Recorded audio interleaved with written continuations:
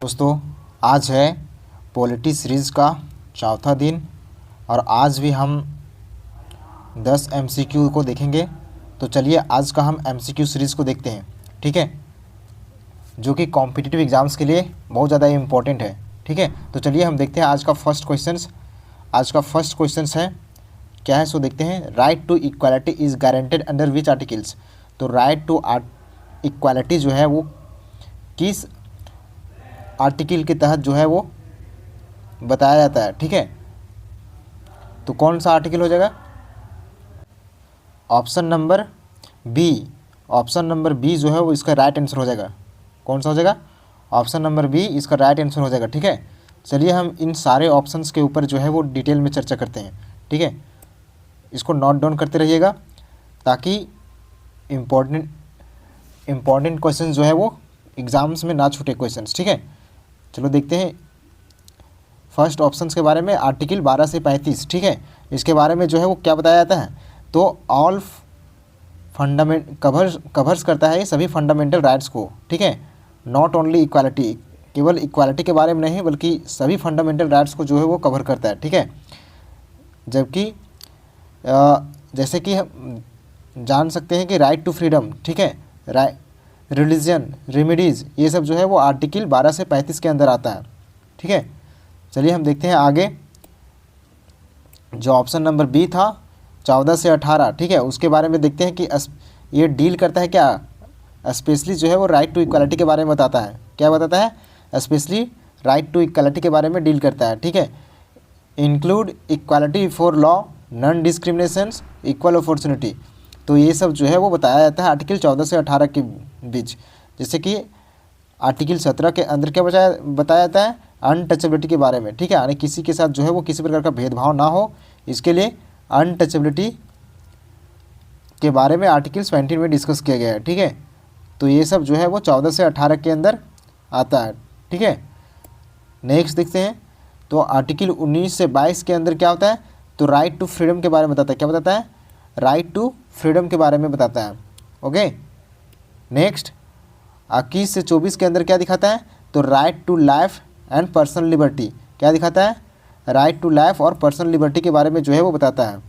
Okay, चलो हम next देखते हैं आज का नेक्स्ट क्वेश्चन है कि why is the Rajya Sabha called a permanent house. तो राज्यसभा जो है वो क्यों कहलाता है परमानेंट हाउस? ये ठीक है क्वेश्चन है, राज्यसभा जो है वो परमानेंट हाउस क्यों कहलाता है? राज्यसभा परमानेंट हाउस कहलाता है, वेराज जबकि लोकसभा जो है वो क्या कहलाता है? लोकसभा परमानेंट हाउस नहीं होता है वो, क्योंकि वो जो है वो कभी भी डिसॉल्व हो सकता है। वेराज राज्यसभा जो है वो परमानेंट हाउस कहलाता है, ये डिसॉल्व नहीं होता है, यानी कि ये अपना टर्म पूरा करके ही डिसॉल्व होता है। ठीक है, तो देखते हैं इसका मुख्य कारण क्या है। इसका मुख्य कारण बताया जा रहा है कि फर्स्ट ऑप्शन है क्या? It can not be dissolve. ये क्या डिसॉल्व नहीं होता है? ऐसा है क्या? राज्यसभा डिसॉल्व नहीं होता है क्या? हाँ, ये तो ऑप्शन सही है। ये ऑप्शन क्या है? सही है। मेंबर्स हैव ये 6 ईयर टर्म। हाँ, ये भी ऑप्शन सही है, क्योंकि राज्यसभा के मेंबर का जो टर्म होता है वो कितना साल का होता है? 6 साल का होता है, जबकि लोकसभा के मेंबर का टर्म कितना साल का होता है? 5 साल का। ठीक है, और president can not dissolve it. President जो है वो इसे डिसॉल्व नहीं कर सकते हैं। हाँ, ये भी है, क्योंकि इसके अंदर ऐसा पावर नहीं होता कि जैसे कि राज्यसभा डिसॉल्व होता है वैसे जैसे लोकसभा डिसॉल्व होता है वैसे राज्यसभा डिसॉल्व हो। ठीक है, तो इसका ऑप्शन नंबर डी जो है वो राइट आंसर हो जाएगा। क्या हो जाएगा? ऑप्शन नंबर डी जो है वो इसका राइट आंसर हो जाएगा।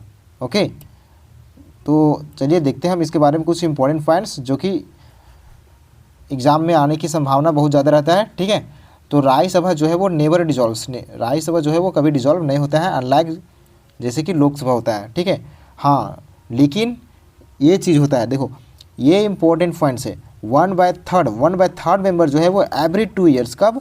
एवरी 2 ईयर्स में जो है वो रिटायर होता है। हर एक 2 साल में जो है वो राज्यसभा के 1/3 मेंबर्स जो है वो रिटायर होते हैं। ठीक है, ये बात याद रखना। कितना? 2 साल में। ओके, नेक्स्ट देखते हैं नेक्स्ट पॉइंट बताया जा रहा है कि मेंबर्स जो है वो क्या होता है? 6 साल का होता है, टर्म याद रखना। ठीक है, क्या राज्यसभा के मेंबर जो है वो 6 साल के लिए होते हैं, जबकि लोकसभा के मेंबर जो है वो 5 साल के लिए होते हैं, ठीक है। यहाँ पे जो मेन कंडीशन बताया जा रहा है कि मतलब जो लोकसभा का डिसॉल्व होने का वो कुछ कंडीशंस क्या है, ठीक है, तो हम देखते हैं उसके बारे में। तो लोकसभा जो है वो डिसॉल्व हो सकता है आफ्टर कंप्लीशन ऑफ 5 ईयर्स, यानी लोकसभा जो है वो डिसॉल्व हो सकता है मतलब कि 5 साल पूरा ना भी किया हो फिर भी डिसॉल्व हो सकता है। मतलब अगर गवर्नमेंट जो है वो नो कॉन्फिडेंस मोशन पास हो जाता है तो लोकसभा जो है वो खुद ब खुद डिसॉल्व हो जाएगा। इसका एक कारण है, ठीक है, इसके बारे में हम देखेंगे, ठीक है। तो लोकसभा जो है वो बिना समय पूरा किए भी डिसॉल्व हो सकता है, ठीक है। इतना याद रखना कि लोकसभा डिसॉल्व हो सकता है और राज्यसभा डिसॉल्व नहीं हो सकता, ठीक है। Term can be extended during term को जो है ना वो, हाँ, लेकिन टर्म को जो है वो एक्सटेंड किया जा सकता है, टर्म को जो है वो डिसॉल्व का एक्सटेंड किया जाता है with the help of article 83, ठीक है। तो आर्टिकल 83 के तहत जो है वो जब अगर नेशनल इमरजेंसी का समय हो तो लोकसभा जो डिसॉल्व होता है ना उसको समय को जो है वो एक्सटेंड किया जा सकता है, ठीक है। ऐसा प्रावधान किया गया है आर्टिकल 83 के अंदर, ठीक है। चलो हम आगे नेक्स्ट देखते हैं। तो नेक्स्ट बताया जा रहा है कि अर्ली रिजोल्यूशन, यानी कि लोकसभा जो है ना वो 5 साल पूरा बिना किए जो डिसॉल्व हो जाता है उसका मुख्य कारण क्या है, पहले जो है वो डिसॉल्व हो जाता है उसका कारण क्या है। यहाँ पे हमने क्या देखा, कुछ मेन कंडीशंस को देखा, ठीक है। यहाँ पे कारण को देखेंगे, ठीक है। यहाँ पे कारण देखते हैं जो कि अगर ये सब पॉइंट्स अगर एग्जाम में लिख दोगे ना तो लगेगा कि हाँ ये बंदा जो है ना वो पढ़ा है, ठीक है। तो देखते हैं प्रेसिडेंट जो है ना president dissolve Lok Sabha on the advice of council of minister. President जो है ना वो लोकसभा को डिसॉल्व कर सकता है, ठीक है। प्रेसिडेंट जो है डिसॉल्व कर सकती है, ठीक है, विद द हेल्प ऑफ कौन एडवाइस, अगर काउंसिल ऑफ मिनिस्टर जो है ना वो एडवाइस देती है कि लोकसभा को डिसॉल्व करना है प्रेसिडेंट को, तो प्रेसिडेंट जो है ना वो लोकसभा को डिसॉल्व कर सकती है, जबकि राज्यसभा को ऐसा कुछ नहीं है, ठीक है। प्रेसिडेंट को कोई हक नहीं है कि राज्यसभा को वो डिसॉल्व कर सकती है, ठीक है। Loss of majority by the government, हाँ, फर्स्ट पॉइंट क्या हुआ कि काउंसिल ऑफ मिनिस्टर के एडवाइस से जो है वो लोकसभा को डिसॉल्व किया जा सकता है, और सेकेंड पॉइंट जो है वो अगर गवर्नमेंट जो है मेजोरिटी को लॉस कर जाती है, गवर्नमेंट जो है मेजोरिटी को लॉस कर जाती है तब भी जो है वो लोकसभा डिसॉल्व हो सकता है, ठीक है। पासिंग नो कॉन्फिडेंस मोशन, अगर गवर्नमेंट जो है वो नो कॉन्फिडेंस मोशन अगर गवर्नमेंट में पास हो जाता है, ठीक है, नो कॉन्फिडेंस मोशन जो है गवर्नमेंट में पास हो जाता है तब भी जो है वो लोकसभा डिसॉल्व हो सकता है, ठीक है। अगर तो ये 3 पॉइंट्स जो है ना वो बहुत ज़्यादा इम्पॉर्टेंट है, ठीक है, इसको याद कर लेना। अब देखते हैं हम नेक्स्ट क्वेश्चन आज का नेक्स्ट क्वेश्चन क्या है। तो fundamental duties are included in which part, तो फंडामेंटल ड्यूटीज़ जो है वो किस पार्ट में इंक्लूड है, ये बताओ। फंडामेंटल ड्यूटीज़ जो है वो किस पार्ट में इंक्लूड है, तो फंडामेंटल ड्यूटीज़ जो है ना वो इंक्लूड है, इसका राइट आंसर क्या हो जाएगा, option number B, part 4A के तहत, पार्ट 4A के तहत जो है फंडामेंटल ड्यूटीज़ जो है वो वहाँ पे इंक्लूड है, ठीक है। चलो हम देखते हैं इसके बारे में डिटेल, ठीक है। तो करेक्ट आंसर हो जाएगा बी, ऑप्शन नंबर बी, ठीक है, 4A के तहत। पार्ट 3 में फंडामेंटल राइट्स बताया गया, क्या बताया गया, फंडामेंटल राइट्स, याद रखना फंडामेंटल राइट्स कहाँ है, पार्ट 3। पार्ट 2 में क्या है, सिटीजनशिप, ये सब याद रखना, ठीक है। मुंह में बोल, मतलब तुम आंख बंद करो और ये सब चीज़ याद आना चाहिए, इस तरीके से पढ़ाई कर रहे हो तो कम से कम ध्यान से करो, ठीक है। चलो हम देखते हैं पार्ट 3 के बारे में, ठीक है। पार्ट 3 में कितना से कितना आर्टिकल डिस्कस किया गया, तो इसमें जो है वो 12 से 35, यानी कि फंडामेंटल राइट्स जो है वो 12 से 35 तक है, ठीक है। और देखते हैं आगे, guarantees basic rights to citizens, और ये क्या प्रोवाइड करता है, बेसिक राइट्स जो सिटीजन्स के लिए होना चाहिए वो राइट्स जो है वो प्रोवाइड करता है, ठीक है। इंक्लूड, जैसे कि देख सकते हैं कि राइट टू इक्वालिटी क्या बताता है, राइट टू इक्वालिटी के बारे में, फ्रीडम के बारे में, रिलीजन्स के बारे में, रेमेडीज़ के बारे में। तो ये सारे चीज़ जो है ना वो कहाँ होते हैं, फंडामेंटल राइट्स के तहत, कहाँ पे, फंडामेंटल राइट्स के तहत, ठीक है। चलो हम देखते हैं आज का नेक्स्ट नेक्स्ट ऑप्शंस के जो डिटेल चर्चा करते हैं, ठीक है। तो पार्ट 4A, ठीक है, जिसमें चर्चा किया गया फंडामेंटल ड्यूटीज़ के बारे में। किसके बारे में? फंडामेंटल ड्यूटीज़ के बारे में। तो इसका कितना आर्टिकल है? 51A के तहत जो है फंडामेंटल ड्यूटीज़ के बारे में बताया गया। कहाँ पे?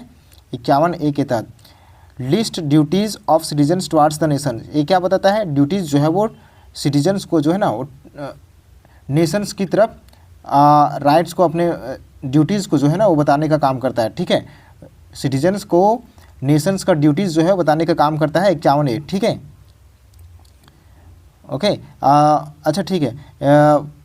पार्ट 4A जो है फंडामेंटल ड्यूटीज़ जो है ना वो ऐड हुआ था, किसके तहत हुआ था? तो कॉन्स्टिट्यूशंस में जो है ना वो संशोधन किया गया था 42nd कॉन्स्टिट्यूशन अमेंडमेंट एक्ट 1976 के तहत जो है वो इस फंडामेंटल ड्यूटीज़ को जो है वो ऐड किया गया था, ठीक है।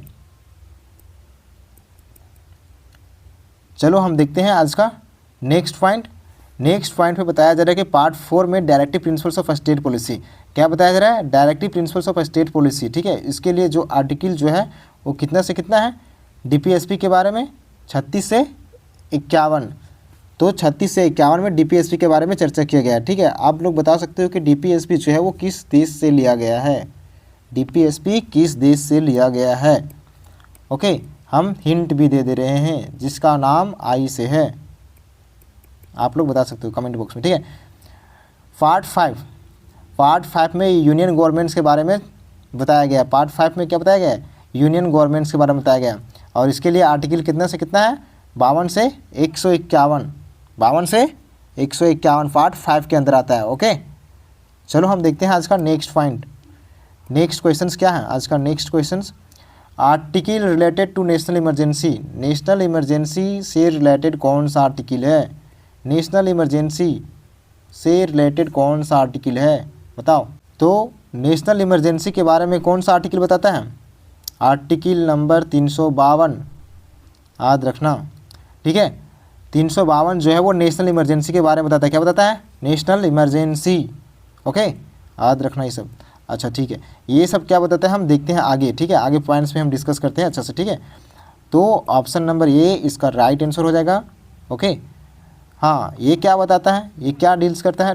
नेशनल इमरजेंसी के बारे में बताता है। क्या बताता है? नेशनल इमरजेंसी के बारे में। जैसे कि वार, क्या हो गया? वार हो गया। एक्सटर्नल एग्रेशंस, एक्सटर्नल एग्रेशंस अगर होता है तो इसके बारे में जो है वो अगर इमरजेंसी लगता है तो एक्सटर्नल एग्रेशंस के तहत जो है वो इमरजेंसी लग सकता है, ठीक है, आर्टिकल 352 के तहत। ओके, आर्म रिवेलियन के तहत भी जो है वो आर्टिकल 352 के तहत जो है वो इमरजेंसी लग सकता है, ठीक है, अगर ऐसे सिचुएशन बना तो, ठीक है।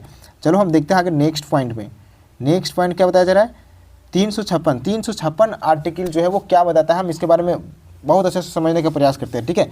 वेन ये स्टेट गवर्नमेंट्स, जब कोई स्टेट गवर्नमेंट जो है वो, जब कोई state governments cannot run properly, जब कोई स्टेट गवर्नमेंट्स अगर प्रॉपरली रन ना कर रहा हो, ठीक है, टू द कॉन्स्टिट्यूशंस के हिसाब से अगर कोई स्टेट गवर्नमेंट रन ना कर रहा हो, the president takes control of that state. तो उस स्टेट पे जो है ना प्रेसिडेंट जो है ना कंट्रोल कर सकती है, कंट्रोल कर सकते हैं, ठीक है। उस स्टेट पे जो है वो, उस स्टेट पे प्रेसिडेंट कंट्रोल कर सकते हैं। अगर कोई स्टेट गवर्नमेंट जो है वो कॉन्स्टिट्यूशंस के हिसाब से ना चल रहा हो तो वहाँ पे प्रेसिडेंट्स रूल लग सकता है। उसी को हम क्या कहते हैं? प्रेसिडेंट रूल कहते हैं, ठीक है। अगर कोई स्टेट गवर्नमेंट्स कॉन्स्टिट्यूशंस के हिसाब से ना चले तो वहाँ प्रेसिडेंट्स को इतना अधिकार होता है कि वो प्रेसिडेंट्स रूल्स उस स्टेट पे लागू कर सकता है। किसके तहत? आर्टिकल 356 के तहत। किसके तहत? आर्टिकल 356 के तहत। अच्छा, इसके बारे में हम कुछ मुख्य पॉइंट्स देखते हैं, कुछ मुख्य पॉइंट्स को देखते हैं, ठीक है। चलो देखते हैं। बेस्ड ऑन द आर्टिकल 356, किसके तहत? 356 आर्टिकल के तहत state government is removed. State government को क्या किया जा सकता है? वहाँ पे रिमूव किया जाता है। जब स्टेट गवर्नमेंट जो है वो अनकंट्रोल हो जाए तो वहाँ पे प्रेसिडेंट रूल रख सकता है और वहाँ पे स्टेट गवर्नमेंट्स को क्या किया जा सकता है? रिमूव किया जा सकता है। वैसा हाल फिलहाल किया गया था कौन सा स्टेट में, आप लोग बता सकते हो, ठीक है, कमेंट बॉक्स में। Governor plus presidents run the state administration. Governor और प्रेसिडेंट जो है ना उस स्टेट को रन करेगा, ठीक है। गवर्नर और प्रेसिडेंट जो है वो उस स्टेट को रन करती है, ठीक है। फिर state assembly can be suspended और डिजॉल्व। स्टेट असेंबली जो है ना, जो भी स्टेट असेंबली वहाँ पे जो भी होते हैं ना, वो क्या होता है, अपने आप जो है ना उसको सस्पेंड और डिजॉल्व किया जा सकता है, ठीक है, क्योंकि वहाँ पे प्रेसिडेंट्स रूल लग जाएगा, तो फिर वो सब जो है ना खुद ही खुद डिजॉल्व हो जाएंगे, ठीक है। Parliament make laws for the state. उस स्टेट के लिए जो है ना पार्लियामेंट जो है ना वो रूल बनाएगी। उस स्टेट के लिए पार्लियामेंट जो है ना वो रूल बनाने का अधिकार प्राप्त हो जाता है, ठीक है। चलो हम देखते हैं आगे नेक्स्ट ऑप्शन के ऊपर। तो आर्टिकल 360 में क्या बताया गया है, इसके बारे में हम अच्छे समझते हैं, ठीक है। वेन इंडियाज़ फाइनेंशियल स्टेबिलिटी, जब इंडिया में कोई फाइनेंशियल स्टेबिलिटी हो रहा हो, यानी कि किल्लत हो रहा हो, पैसों की किल्लत हो रहा हो, इस प्रकार का कोई सिचुएशंस आ गया हो, बहुत ही मतलब दयनीय सिचुएशंस आ गया हो, देश में संकट उत्पन्न हो गया हो, मतलब खाने पीने के लिए कुछ भी ना हो, तो वैसे सिचुएशंस में जो है ना वो बहुत डेंजर सिचुएशंस आ गया हो, तब प्रेसिडेंट जो है ना, प्रेसिडेंट क्या कर सकती है, डिक्लेयर कर सकती है फाइनेंशियल इमरजेंसी। तो डिक्लेयर कर सकती है क्या, फाइनेंशियल इमरजेंसी। प्रेसिडेंट जो है ना वो डिक्लेयर क्या कर सकती है, फाइनेंशियल इमरजेंसी, ओके। इसके बारे में हम कुछ पॉइंट्स देखते हैं, ठीक है, कुछ मुख्य पॉइंट्स, जैसे कि ये किसके तहत किया जा सकता है, तो फाइनेंशियल इमरजेंसी जो है आर्टिकल 360 के तहत, किसके तहत, 360 के तहत, डिक्लेयर बाय द प्रेसिडेंट, किसके द्वारा, प्रेसिडेंट के द्वारा डिक्लेयर किया जा सकता है फाइनेंशियल इमरजेंसी आर्टिकल 360 के तहत। सेंट्रल गवर्नमेंट जो है ना वो gets control over the state finances. फिर सेंट्रल गवर्नमेंट जो है ना उस स्टेट के फाइनेंस के ऊपर जो है ना वो कंट्रोल कर लेती है। किस, सेंट्रल गवर्नमेंट उस स्टेट के फाइनेंस के ऊपर, मतलब जो वित्तीय पैसा जो भी बजट होता है ना उसके ऊपर जो है ना वो कंट्रोल कर लेती है, ठीक है। Salaries of the governments employees including जजेस कैन बी रिड्यूस्ड, यानी कि जो भी गवर्नमेंट्स के एम्प्लॉयज़ होते हैं ना उसका सैलरी को रिड्यूस किया जा सकता है for the situations of financial emergency, okay.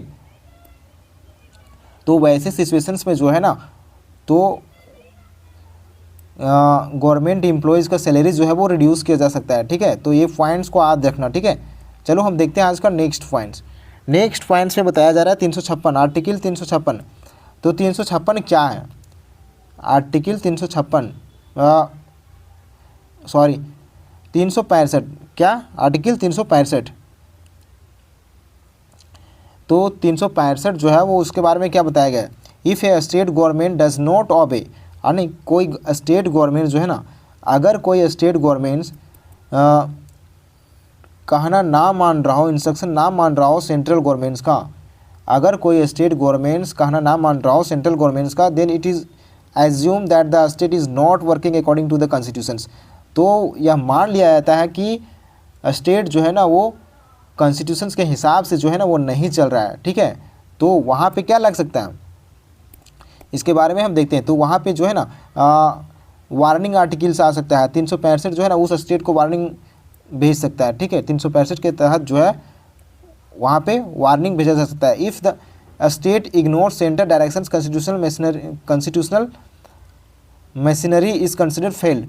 तो वहाँ पे जो है ना वो सेंट्रल डायरेक्शन से अगर नहीं मान रहा हो तो यह मान लिया जाता है कि वहाँ के जो स्टेट है ना वो जो है वो कॉन्स्टिट्यूशंस के हिसाब से चलने में फेल्यूर हो गया है, ठीक है। This can be become a reason of imposing presidents rules. तो वहाँ पे क्या किया जा सकता है, तो वहाँ पे प्रेसिडेंट्स रूल लगाया जा सकता है according to article 356। According to article 356 के तहत जो है वहाँ पे प्रेसिडेंट्स रूल उस स्टेट पे लागू किया जा सकता है, ओके। चलो हम आज का नेक्स्ट क्वेश्चन देखते हैं। आज का नेक्स्ट क्वेश्चन क्या है, retirement age of supreme court. Supreme court जज का रिटायरमेंट का एज क्या होता है, सुप्रीम कोर्ट के जज का रिटायरमेंट का एज क्या होता है, ठीक है। तो सुप्रीम कोर्ट के जज का जो रिटायरमेंट का एज होता है ना वो कितना होता है, बताओ सुप्रीम कोर्ट के जज का रिटायरमेंट का एज कितना होता है, 65 साल। कितना होता है, 65 साल जो है वो सुप्रीम कोर्ट के जज का रिटायरमेंट का एज होता है, ओके, याद रखना। अच्छा 62 साल किसको होता है, सो बताओ, 62 साल जो है वो किसको होता है, 62 साल किसका होता है ये बताओ। तो हाई कोर्ट के जज का रिटायरमेंट का एज जो है 62 साल होता है। किसका होता है, हाई कोर्ट के जज का रिटायरमेंट का एज जो है वो 62 साल होता है। कितना होता है, 62 साल हाई कोर्ट का होता है, जबकि सुप्रीम कोर्ट का 65 साल, ओके। आई थिंक आप लोग समझ चुके होंगे, ठीक है। चलो हम देखते हैं नेक्स्ट क्वेश्चन। नेक्स्ट क्वेश्चन से बताया गया है कि how many languages are listed in the 8th schedule. तो 8th शेड्यूल के अंदर कितने लैंग्वेज को ऐड किया गया है, 8th शेड्यूल के अंदर कितने लैंग्वेज को ऐड किया गया है। ऑप्शन देख सकते हो, ठीक है। ऑप्शन 18, 20, 22, 24। तो इसका राइट आंसर क्या हो जाएगा, ऑप्शन नंबर सी 22। तो ऑप्शन नंबर सी जो है वो इसका राइट आंसर हो जाएगा। ओके, ऑप्शन नंबर सी जो है वो इसका राइट आंसर हो जाएगा। ओके, तो 22 लैंग्वेज जो है वो ऐड किया गया है 8th शेड्यूल के अंदर। Okay, I hope you can understand to it. Okay, देखो यहाँ पे languages in the 8th schedule of the Indian constitution. तो 22 लैंग्वेज जो है ना वो 8th शेड्यूल के अंदर ऐड किया गया है। किसके तहत, कौन सा अमेंडमेंट के तहत, कौन सा अमेंडमेंट के तहत, यहाँ पे लिखा हुआ है, ठीक है। 92nd अमेंडमेंट के तहत जो है ना, 92nd अमेंडमेंट के तहत जो है वो ऐड किया गया है 22 ऑफिशियल लैंग्वेज को, ठीक है, 8th शेड्यूल में। ओके, कब हुआ था 92nd अमेंडमेंट, तो कब हुआ था 2003 में, ठीक है, 2003। ओके, 2003 में, ठीक है। चलो हम देखते हैं आज का नेक्स्ट क्वेश्चन। आज का नेक्स्ट क्वेश्चन बताया गया है कि NITI Aayog replaced by the planning commission इन। नीति आयोग जो है वो रिप्लेस किया गया था प्लानिंग कमीशन। क्या planning commission, NITI Aayog replace किया गया था प्लानिंग कमीशन के तहत। कब किया गया था, ये बताओ, कब किया गया था, कब गया था, 2015। याद रखना, 2015 में नीति आयोग जो नाम था ना उसको प्लानिंग कमीशन रिप्लेस कर दिया गया था। क्या कर दिया गया था, प्लानिंग कमीशन में, ठीक है। ओके, याद रखना, ठीक है। ऑप्शन नंबर सी इसका राइट आंसर हो जाएगा। तो who is the x official chairman of the planning commission. अब देखो एक्स ऑफिशियल चेयरमैन जो है वो कौन होता है, प्लानिंग कमीशन का एक्स ऑफिशियल चेयरमैन जो है वो कौन होता है, ठीक है। तो इसका आंसर क्या हो जाएगा, इसका आंसर हो जाएगा option number C, prime minister. कौन होता है, तो प्राइम मिनिस्टर जो है ना वो इसका एक्स ऑफिशियल चेयरमैन होता है। ऑप्शन नंबर सी जो है वो इसका राइट आंसर हो जाएगा। ओके, चलो हम देखते हैं इसके बारे में। तो ऑप्शन नंबर सी जो है वो इसका राइट आंसर हो जाएगा, ठीक है। नेक्स्ट क्वेश्चन देखते हैं आज का last question. Which fundamental right can not be suspended during emergency. कौन सा फंडामेंटल राइट जो है वो सस्पेंड नहीं किया जा सकता, अगर इमरजेंसी भी देश में लग गया हो फिर भी उस फंडामेंटल राइट को जो है वो सस्पेंड नहीं किया जा सकता। ऐसा कौन सा आर्टिकल है, कौन सा आर्टिकल है बताओ। ये क्वेश्चन बहुत ज़्यादा पूछा जाता है, उस आर्टिकल के तहत हर एग्जाम्स में लगभग पूछ लिया गया है। तो बताओ कौन सा है। Option number C is the right answer. तो ये आर्टिकल 21 जो है राइट टू लाइफ जो है वो इसको सस्पेंड नहीं किया जा सकता है ड्यूरिंग इमरजेंसी के दौरान भी। ओके, तो इसका राइट आंसर आर्टिकल 21 हो जाएगा, ठीक है, option number C. Okay, thank you. आज का इतना ही था MCQ, कल देखेंगे next. Okay, I take care.